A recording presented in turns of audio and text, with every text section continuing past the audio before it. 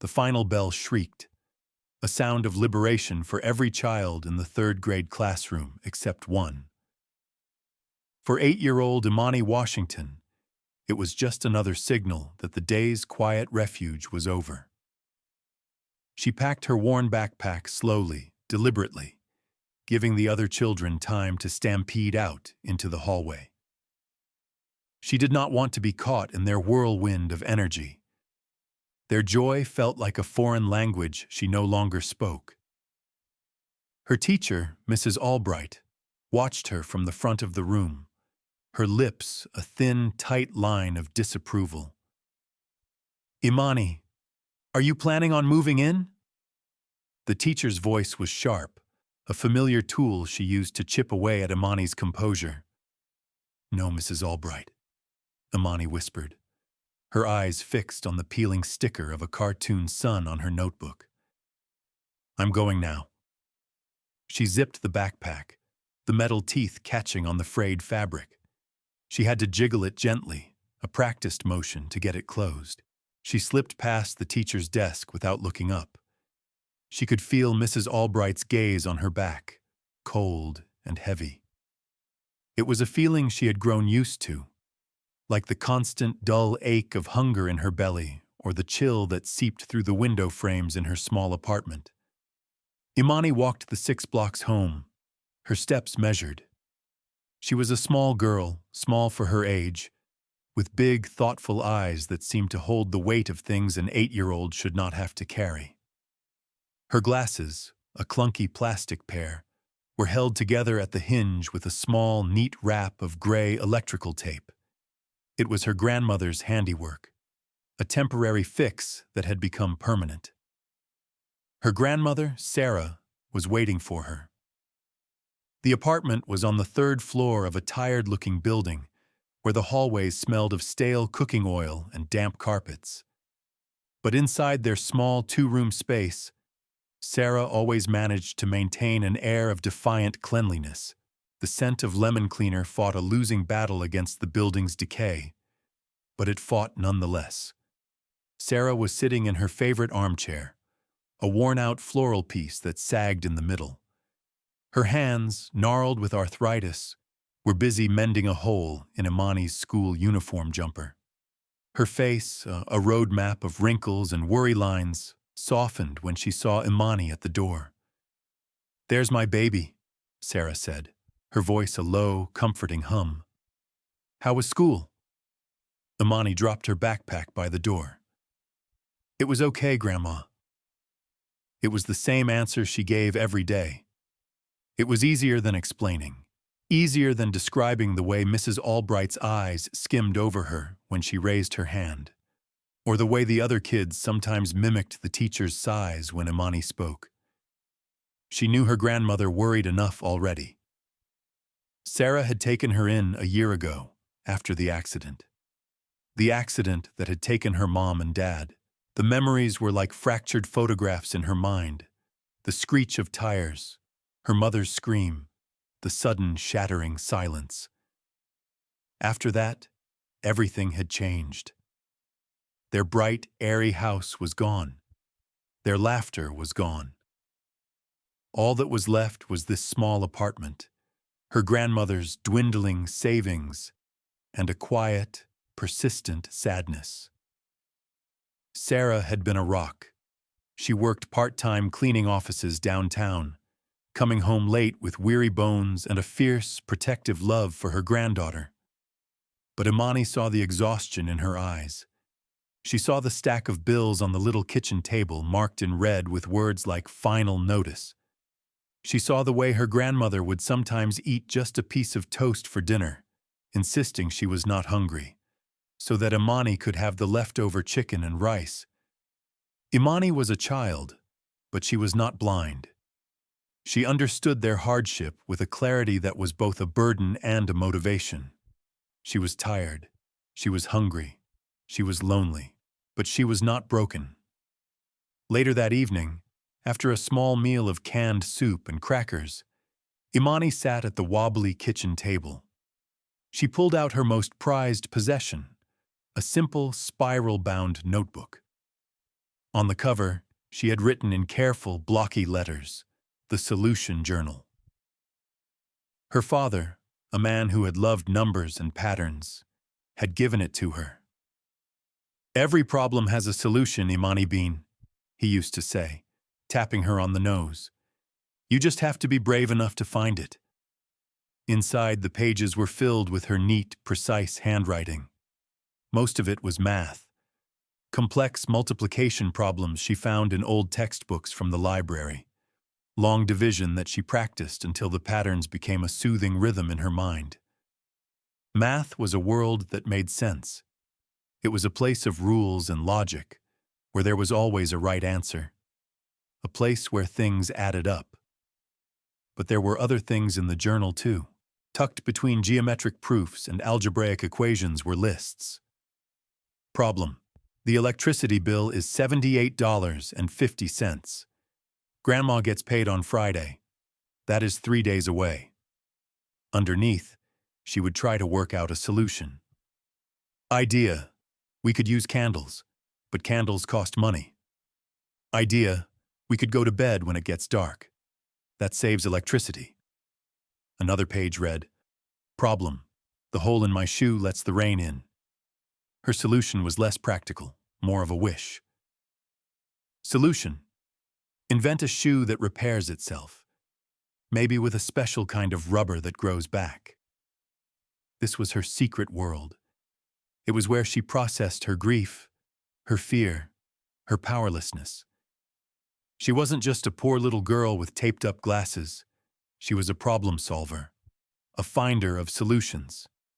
It was the one part of her father she was determined to keep alive. That night, as her grandmother slept, the soft whistle of her breath filling the small apartment, Imani found a new problem. It was in an old college textbook she'd convinced the librarian to let her check out. The librarian, a kind woman named Mrs. Gable, saw the fire in Imani's eyes and bent the rules for her. The problem was about number theory. It was dense and complicated, filled with symbols she had never seen before. It was a mountain, and Imani, with her pencil and her fierce, quiet determination, began to climb. She did not use the methods shown in the chapter. They felt clunky, inefficient. Instead, she let her mind wander, connecting ideas from different parts of the book, seeing a shortcut, a more elegant path. A line of logic appeared in her head, clean and bright. It was a different way of looking at the numbers, a way of folding them in on themselves. She wrote it down, her pencil flying across the page. It felt like music, a perfect, harmonious chord. She checked it, then she checked it again. It worked. The solution was elegant, simple, and beautiful.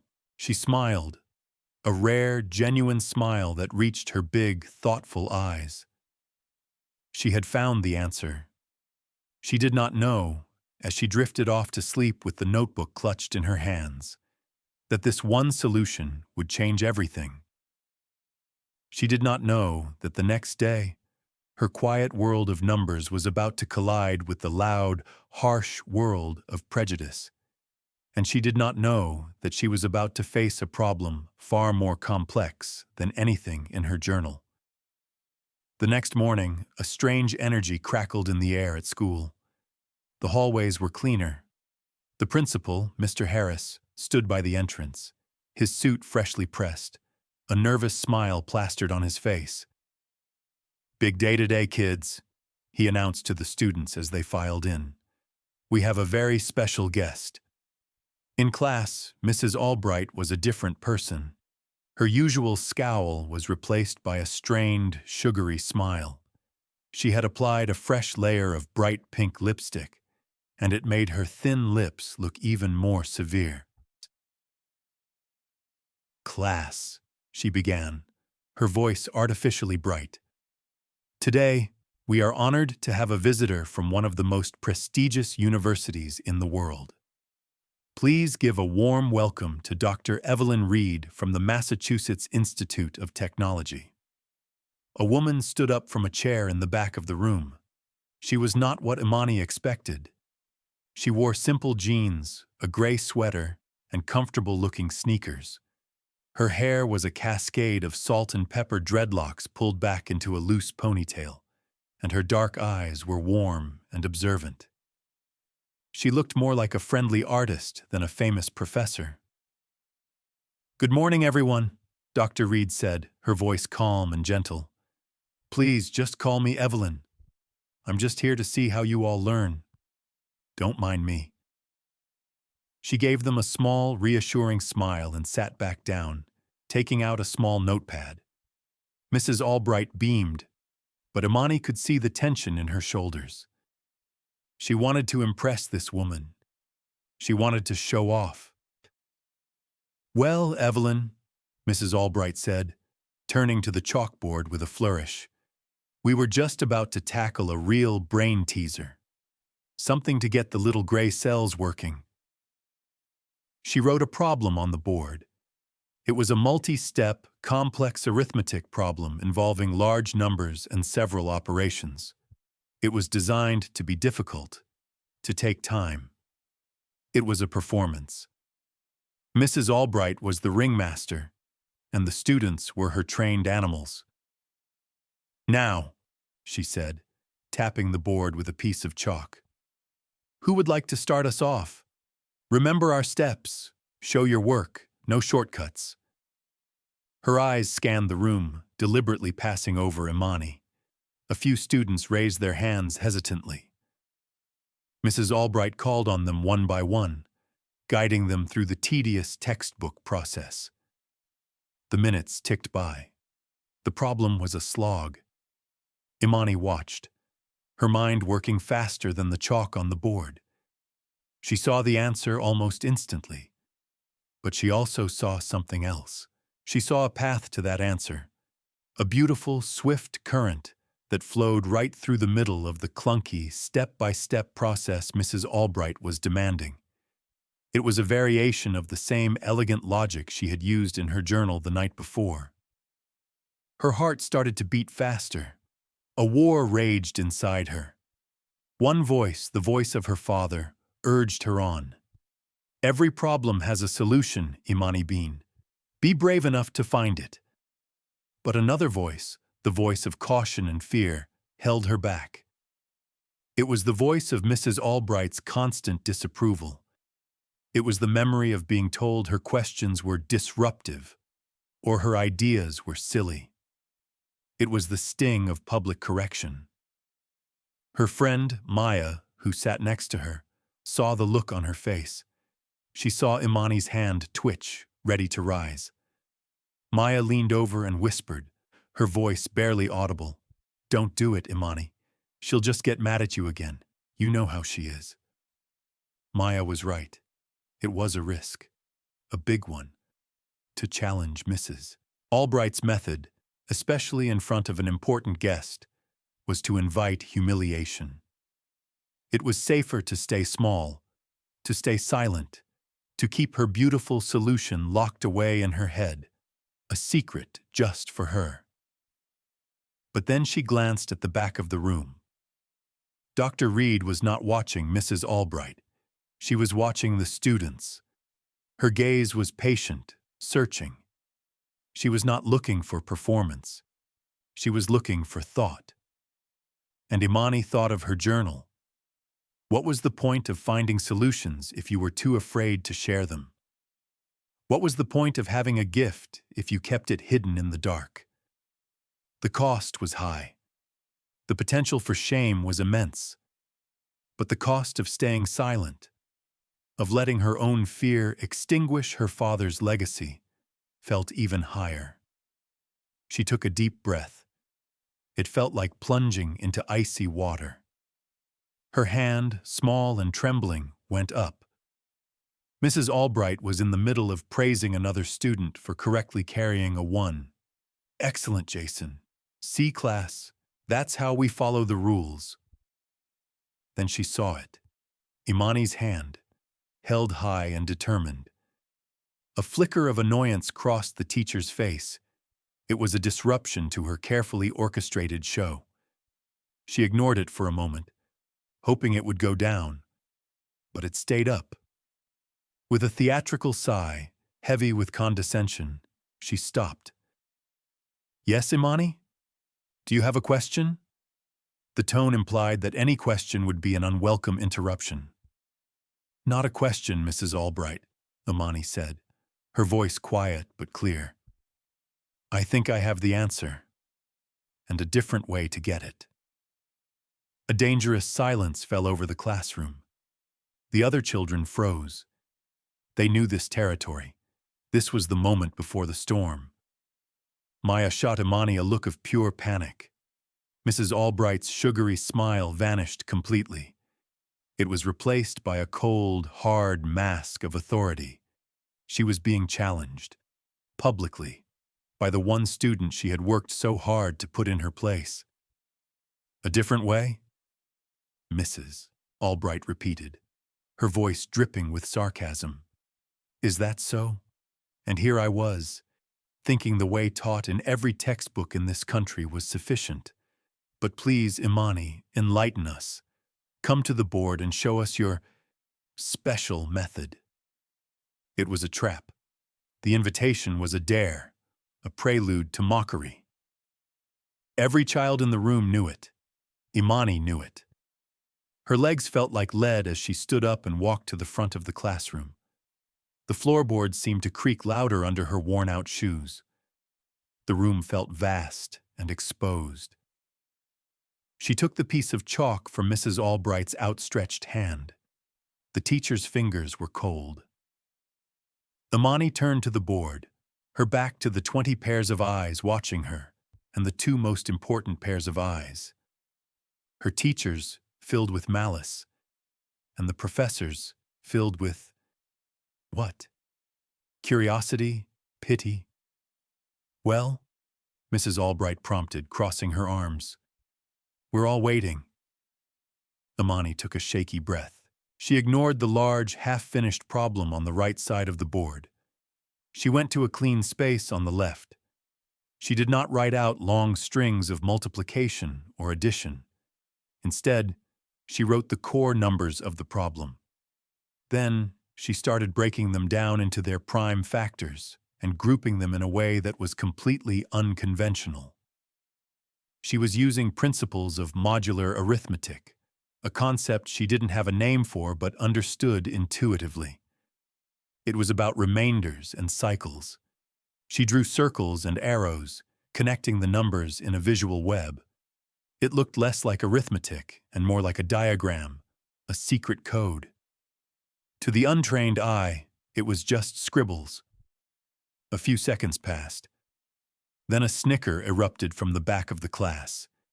It was quickly followed by a few more nervous giggles. Mrs. Albright let the laughter hang in the air for a moment, before cutting it off with a sharp look. But the damage was done. She turned back to Imani, her face a mask of triumphant scorn. "What is this, Imani?"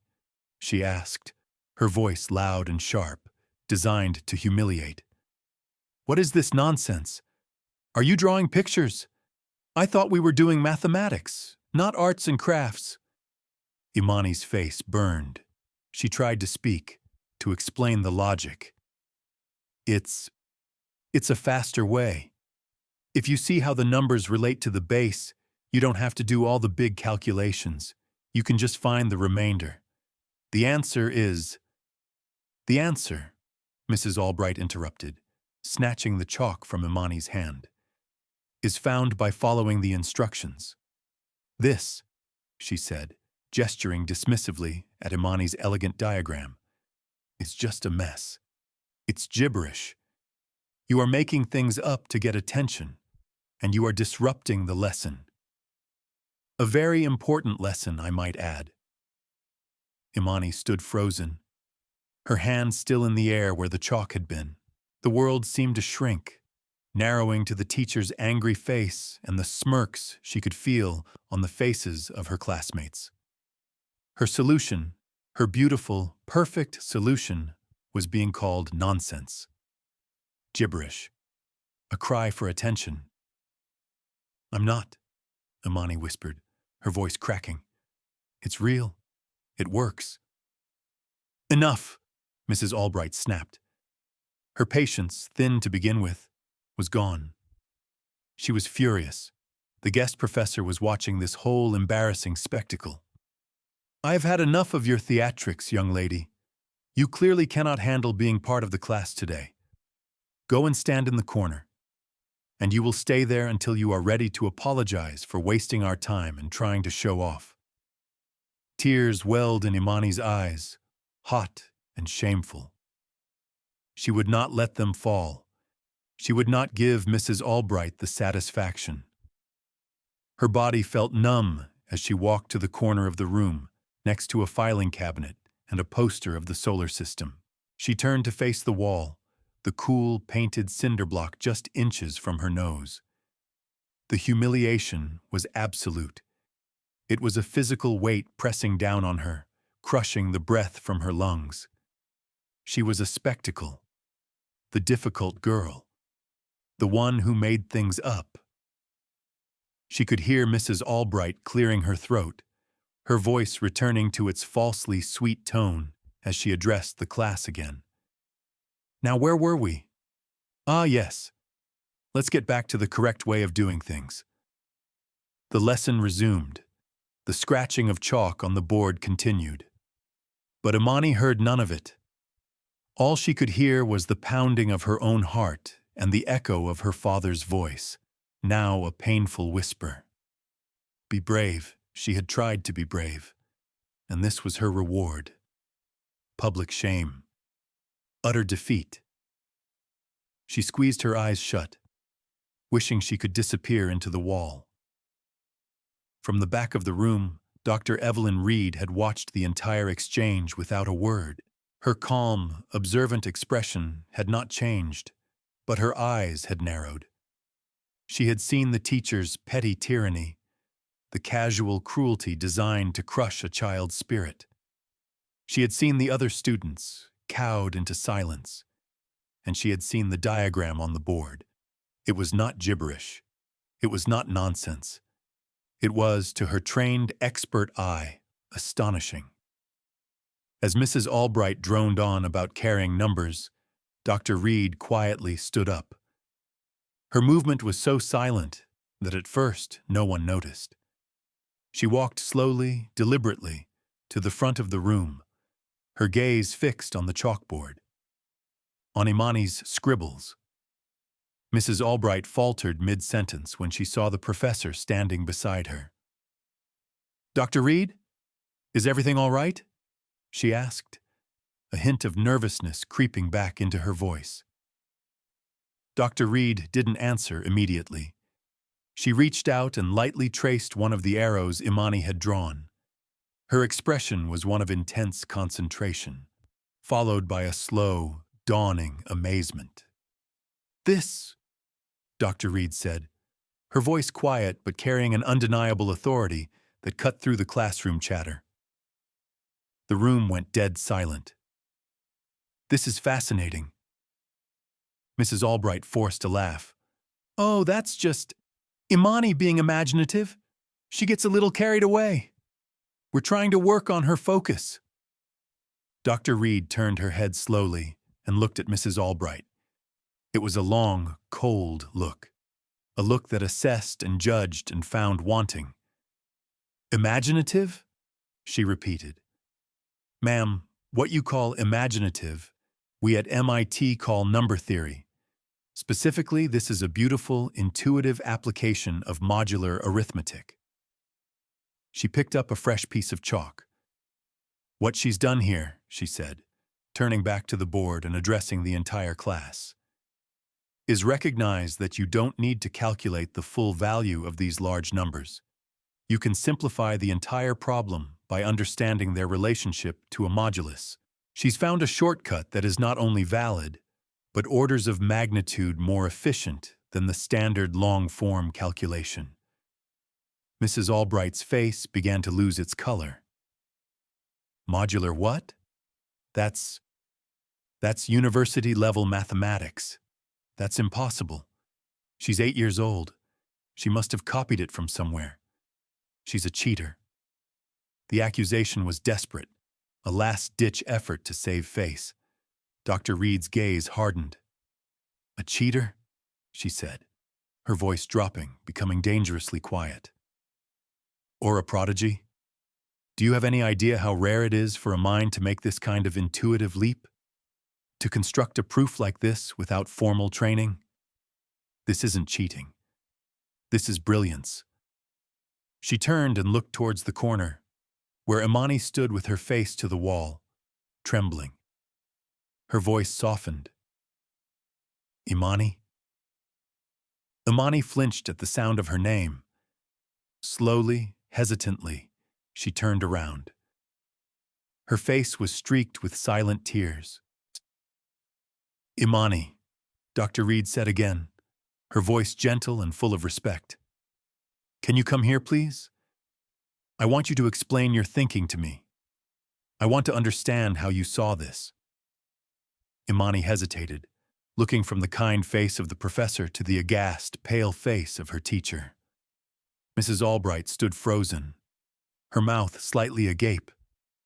The power dynamic in the room had just been completely and irrevocably inverted. Slowly, Imani walked back to the board. She stood beside the tall, impressive woman from MIT, who looked down at her not with pity, but with genuine, undisguised awe. "Just show me," Dr. Reed encouraged, handing her the chalk. "Don't be afraid." Imani's hand was still shaking, but she took the chalk. She looked at her diagram, her safe place, her secret language, and she began to explain. Her voice was small at first, but it grew stronger as she moved from the world of her humiliation back into the world of numbers, a world where she was powerful. "You see," she started, pointing to a group of numbers. "This one ends in a 5, so if you multiply it, it will always end in a 5 or a 0, and this one has a cycle of—" As she spoke, Dr. Reed nodded, adding small notes on the board, translating Imani's intuitive language into formal mathematical terms. "Yes, the cyclicity of powers," she murmured, more to herself than to anyone else. "Incredible," Mrs. Albright watched, her face a storm of conflicting emotions: disbelief, rage, and a rising tide of pure, unadulterated fear. Her carefully constructed world, her authority, her very career, was crumbling to dust before her eyes. "This is ridiculous," she stammered, trying to regain some semblance of control. "This is some kind of trick." Dr. Reed didn't even look at her. She was completely focused on Imani. When Imani finished her explanation, a hush had fallen over the students. They were no longer smirking. They were staring at Imani with a new kind of wonder. They didn't understand the math, but they understood, on a fundamental level, that they were witnessing something extraordinary. Dr. Reed put a hand on Imani's shoulder. She turned to face Mrs. Albright, and her expression was no longer academic. It was glacial. "Talent, Mrs. Albright, does not have an age limit," she said, her voice ringing with clarity and condemnation. "It does not care about the worn-out clothes a child wears or the tape on her glasses. It is a fire. A teacher's job is to tend to that fire, to nurture it, to give it oxygen. Your job," she said, her voice dropping to an icy whisper, "is not to snuff it out because it threatens your ego." Just then, the classroom door opened. The principal, Mr. Harris, peeked in, his nervous smile still in place. He had heard the commotion from the hallway. "Is everything all right in here? Dr. Reed, I hope my staff is making a good impression." Dr. Reed turned to face him, her expression grim. The arrival of a higher authority had just sealed Mrs. Albright's fate. "Mr. Harris?"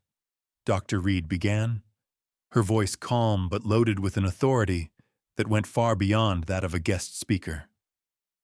What I have just witnessed in this classroom is not education. It is an act of intellectual violence. The principal's smile evaporated. I don't understand. Mrs. Albright is one of our most experienced teachers. Her experience, Dr. Reed countered, seems to have taught her nothing but prejudice and arrogance. You have a child in this room, a genuine prodigy, a mind of generational talent. And this teacher's response was to mock her, accuse her of cheating, and punish her with public humiliation for the crime of being brilliant. She paused, letting the weight of her words sink in.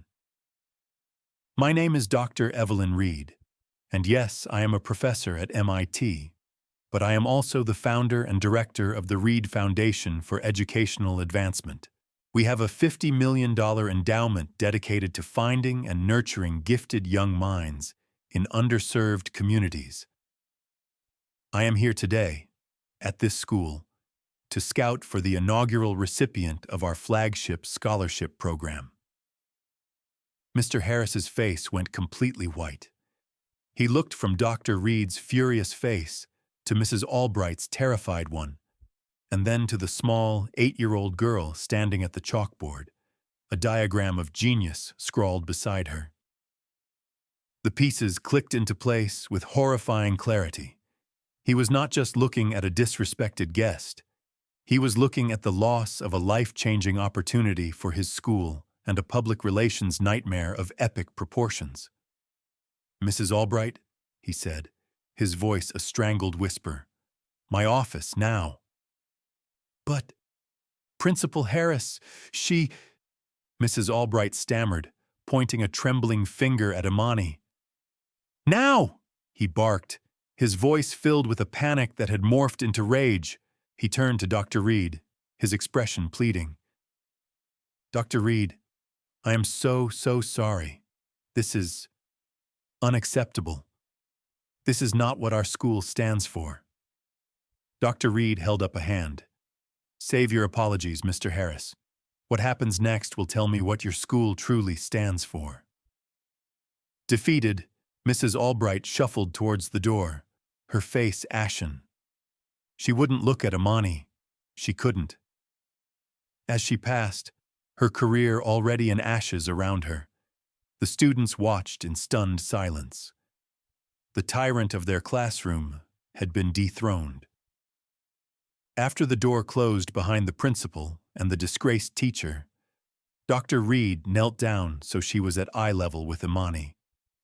The intensity in her eyes was gone, replaced by a profound warmth and kindness. Imani, she said softly, I am so sorry that you had to endure that. No child should ever be made to feel ashamed of their own mind. She gestured back to the board. What you did here? It's more than just clever. It's a gift, a true gift. She then stood up and addressed the rest of the silent, wide-eyed class.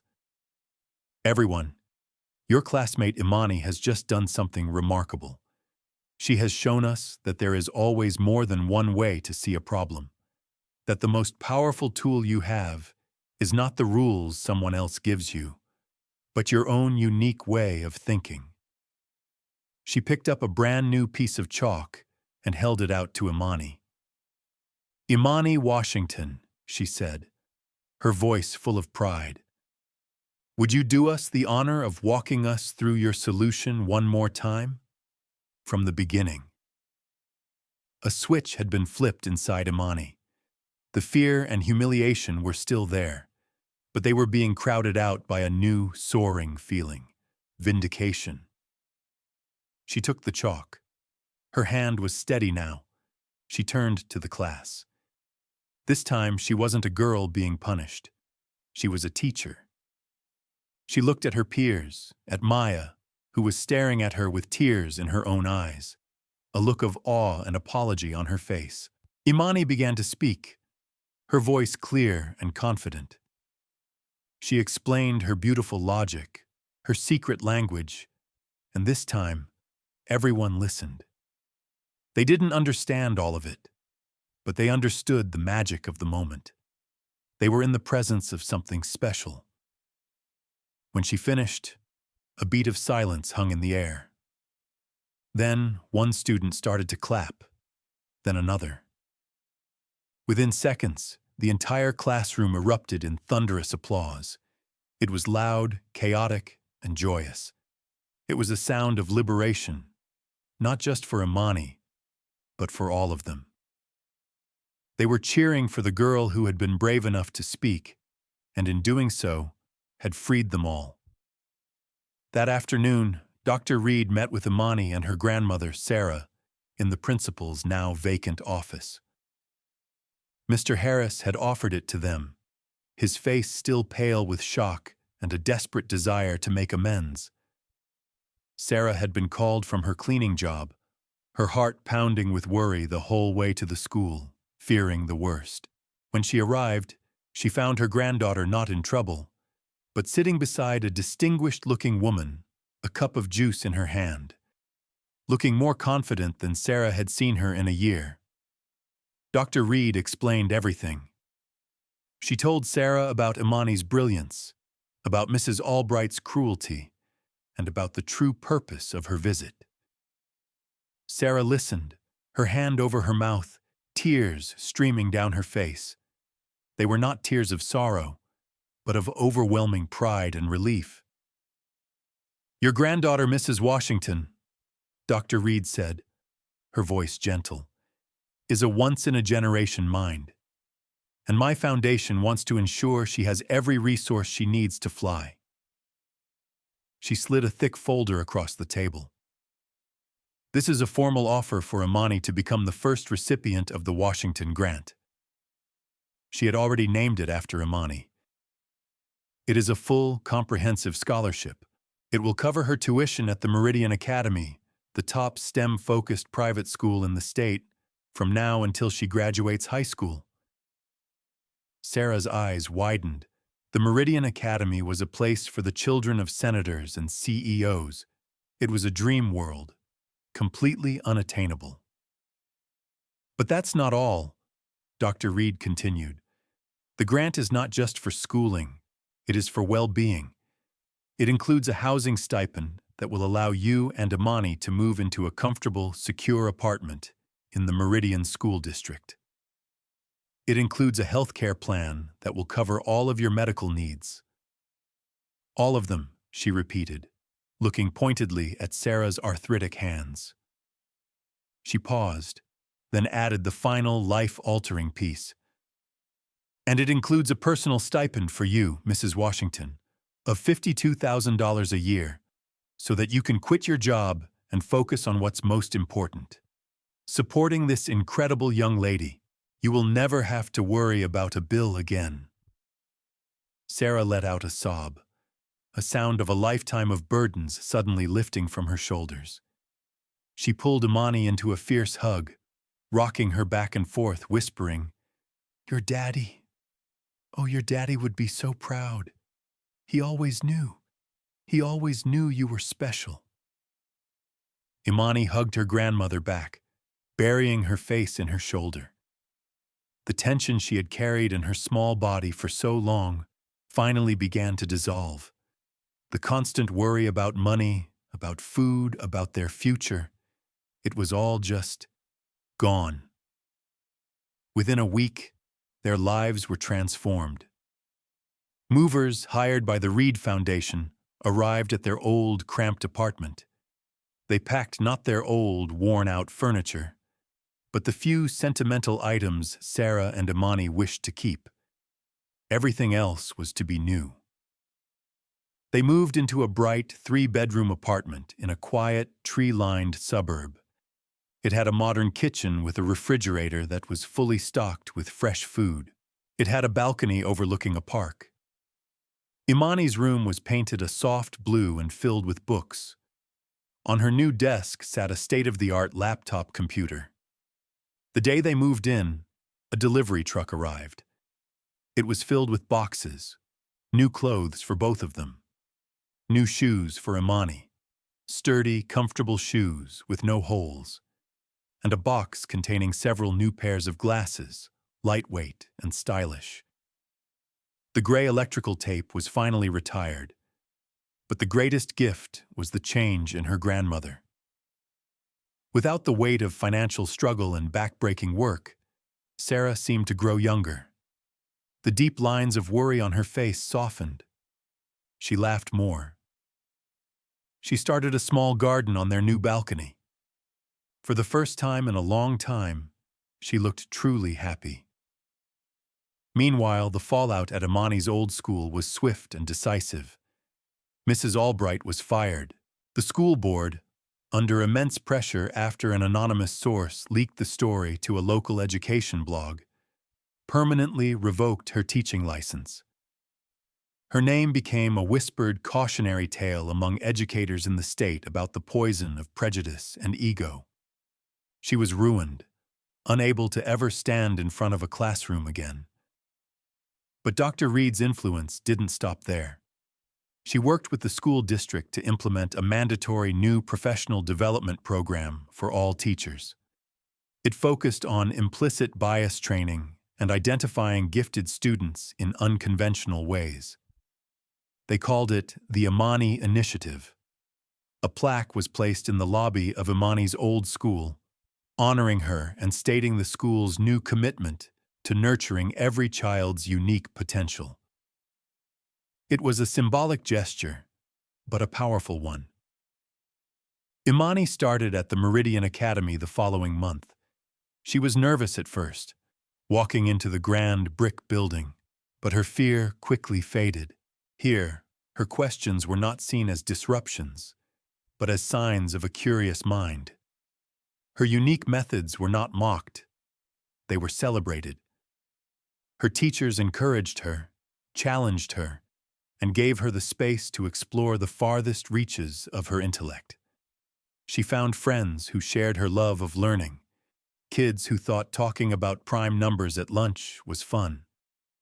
1 year later, the scene was a bright, airy classroom at the Meridian Academy. Sunlight streamed through large windows, illuminating dust motes dancing in the air. At the center of a group of younger students sat a 9-year-old Imani Washington. She was no longer the small, hunched figure from a year ago. She stood taller, her posture confident. A smile came easily to her lips. She was leading her own after-school club, a math circle she had founded with the help of her new math teacher. It was a place for kids who loved numbers to come and explore problems just for the fun of it. "Okay," she said to the group of eager 7- and 8-year-olds gathered around a low table. "Don't worry about how the book tells you to do it. Just look at the numbers. What do you see? What story are they telling you?" She was a leader now, a mentor. She was taking the gift she had been given and sharing it, passing on the kindness and encouragement Dr. Reed had shown her. She was tending to other small fires, giving them oxygen. Her grandmother, Sarah, often came to pick her up. She would stand in the doorway of the classroom and watch, her heart swelling with a pride so fierce it felt like it could burst. She was healthy, rested, and free from worry. She and Imani had built a new life, a life of peace and opportunity, a life her son and daughter-in-law would have wanted for their child. The story of Imani Washington and the MIT professor had become something of a legend. Dr. Reed had published an influential paper in an academic journal titled "The Cost of Arrogance: Finding Prodigies in the Margins."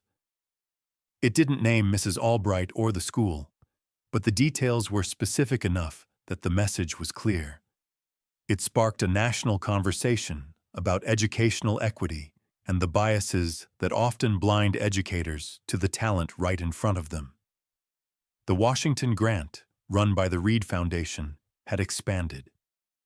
Using Imani's story as its inspiration, it now had scouts in a dozen states, actively seeking out other overlooked children, other brilliant minds hidden by poverty or prejudice. The foundation was changing lives, one Imani at a time. That afternoon, as Imani's math circle was wrapping up, she noticed a new student lingering by the door. He was small and shy, clutching a book to his chest, looking like he wanted to join but was too afraid. He reminded Imani of herself. She smiled and excused herself from the group, walking over to the boy. "Hi," she said softly. "I'm Imani. Do you like math?" The boy nodded, not meeting her eyes. "It's hard," he mumbled. Imani looked at the complex problem on the page he was holding. She recognized it. It was a mountain. "Sometimes," she said, her voice full of a wisdom far beyond her 9 years, "the most complicated problems have the simplest solutions. You just have to be brave enough to look for them." She tapped the page. "Want me to show you a different way to see it?" The boy's eyes lit up with a flicker of hope. He nodded eagerly. Imani sat down with him, just as Dr. Reed had sat down with her. The cycle of kindness, of mentorship, of seeing the brilliance in others, was continuing. A single act of courage in a third-grade classroom had not just changed one life. It had sent ripples of change out into the world. It serves as a powerful reminder. Have you ever judged someone by their appearance, by the clothes they wear, or the neighborhood they come from? Have you ever dismissed an idea simply because it was different from what you knew? The world is full of brilliant minds and beautiful solutions, hidden in the most unlikely of places. They are in our classrooms, our communities, our own families. They are waiting, not for judgment, but for a single person to be brave enough to see their fire and give it air. They are waiting for someone to look past the surface and recognize the genius within. Now go be that someone. Go be someone's hero.